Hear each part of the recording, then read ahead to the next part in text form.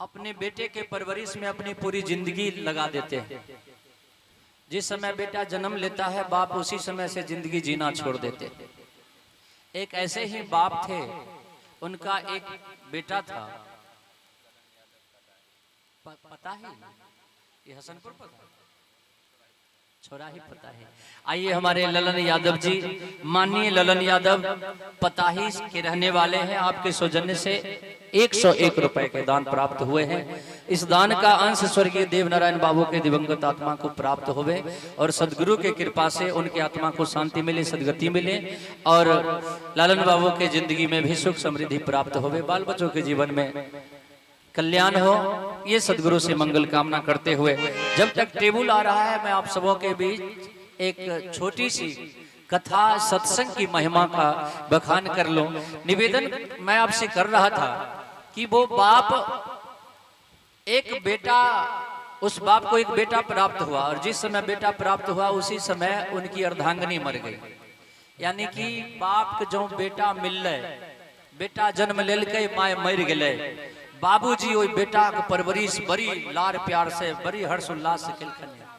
अच्छा देखिए फिर से हमारे बबलू भाई, माननीय बबलू महतो जी शाहपुर से आए हुए बबलू महतो जी, आपकी तरफ से फिर से 501 रुपए के दान प्राप्त हुए हैं। भागवत भजन में सदगुरु की असीम अनुकंपा आपके जीवन में प्राप्त होवे और सदगुरु की कृपा से आप अपने जीवन में फले फूले, दिन दूनी रात चौगुनी तरक्की दें। सदगुरु और माता भगवती भगवान कन्हैया के जुगल जोड़ी से ये प्रार्थना करूंगा। बबलू जी का बहुत बहुत हार्दिक अभिनंदन, बहुत बहुत धन्यवाद। आइए टेबल पर हारमोनियम रख के आप सबों को कथा प्रसंग से सेवा दो। इससे पहले जो चर्चा कर रहे थे इस चर्चा को भी यहीं पर पूरा करते हैं। आइए निवेदन है, जहां तक आवाज पहुंच रही है, सत्संग प्रेमी, भजन प्रेमी जो ईश्वर को मानते हैं, आप अति शीघ्र पहुंचे सत्संग में, भजन में।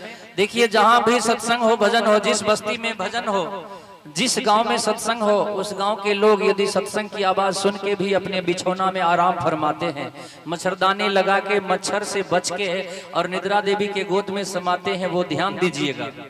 उनके लिए बाबा तुलसीदास जी लिखे हैं, जिन हरि भक्ति हृदय नहीं आने, जीवित सब समान सो प्राणी। सत्संग की आवाज सुन के भी, भजन की आवाज सुन के भी, अपने आराध्य के गुणगान की चर्चा सुन के भी जो अपने बिस्तर में पड़े रहते हैं वो जीवित नहीं है, वो मरे हुए लाश के समान।